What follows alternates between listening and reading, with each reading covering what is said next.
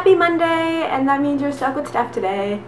So I'm going to do something a little different. I've had a bunch of people ask me how I have made my Damian Wayne mask for my Robin costume.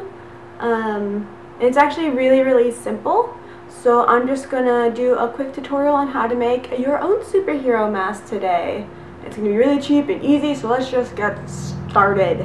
The first thing you're going to need is one of these really ugly, creepy masks that you can get at most craft stores, such as like Michael's. You can even get them at Joann's fabric store. And obviously you're going to need some scissors, whatever paint color that you need to paint the mask. I normally use spray paint just because it's easier to just be like psh, and then you're done, instead of like sitting there with like trying to coat it a million times to get the proper color with acrylic paint. But that's personal preference. And if you have a rotary tool, which is one of those like little things that's like and it like spins around in a circle and you can like attach different heads, you can use that to cut as well.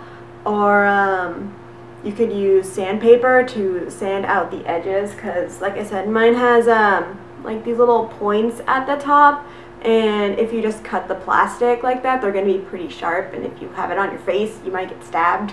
So I just sand it down a little bit with the rotary tool. But like I said, you can just use like sandpaper or something instead. Another item you may or may not need is a heat gun or a blow dryer. It just helps to create the mask to be a bit more form-fitting. So if you just like put heat gun or blow dryer like where the nose piece is, you can kind of like shape it just a little bit to make sure you don't melt it, because then that would be really bad. So the first real step of creating masks is to draw it out. You can kind of see my awful sketch here. I just use a pencil. You can use a pen, but a pencil is a bit easier because then you can erase all the mistakes you make, and I make a ton. So after you have your sketch on the mask, you're obviously going to want to cut it out. Like I said, basic scissors will do the trick. I have a rotary tool, obviously, so I'm just going to use that to kind of make it a bit finer, the cut, because obviously I'm not cutting on my line right now. But just so I have something to work off of. So next step obviously is to kind of sand it down. You don't have to just sand down the points. If you feel like your scissors or rotary tool ended up like scratching it a little bit and it's not as smooth as you would like, go ahead and sand it down to however much you need, just to make it nice and smooth all the way around. When you're sanding, you might come across like little like chips from where you're sanding from the plastic. Just go ahead and peel them off. So the next step is painting it. Like I said, I prefer to spray paint, but because mine will have two different colors, I'm actually going to have to mask it off. So obviously I don't spray all of it. But if you're just doing one color, go ahead and just spray it all. Don't spray the back side, because when you attach it to your face, it's probably going to stick to your face, and I don't think you want like a green or blue or black paint blobs on your face when you take it off. So if all you had to do was paint your mask at the end, then that means you're done. If you're like me and your mask isn't done at this point, obviously you have to add some extra stuff. I'm probably going to be adding a couple of jewels to the forehead, and that just requires me to glue stuff on. If you have a superhero mask and the eye holes are covered, I use tulle. This is just a bunch of tulle that I had scrap of, and you don't want to put in a single layer, because single layers are really thin, and well, that doesn't even look like I'm wearing anything.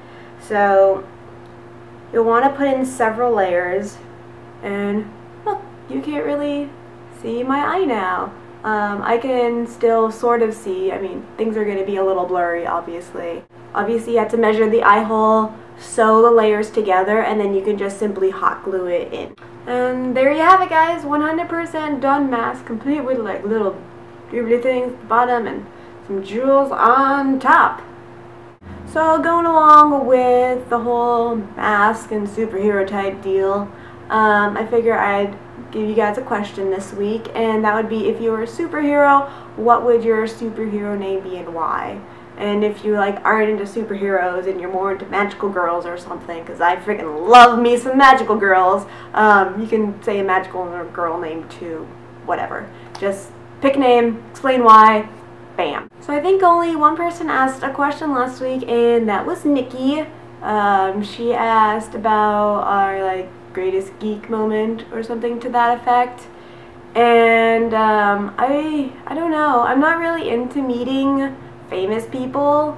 Not to say that they aren't cool for doing what they do, but if I don't have like something for them to autograph or anything, I feel like it's kind of pointless for them to meet them. However, recently I finished my Delirium costume from the Neil Gaiman series Sandman, and I did this picture where it's like exactly how it was from the comic, and it's from Blurry if you want to check it out. And I posted it on his wall because he sometimes interacts with some people, and he actually liked the picture, and I thought that was really cool because he doesn't actually like every single photo that you put on his wall. So to know that Neil Gaiman approved of my Delirium cosplay was pretty awesome. So I hope you all are having a fantastic Monday. And yeah, next week I will probably be talking to you about Utah stuff, so that should be fun. And like always, subscribe, like, and check out the rest of the Geeks of the Week. So I hope you all are doing wonderful, and I will talk to you all later. Am I pretty yet, guys? I can't tell because I can't see anything.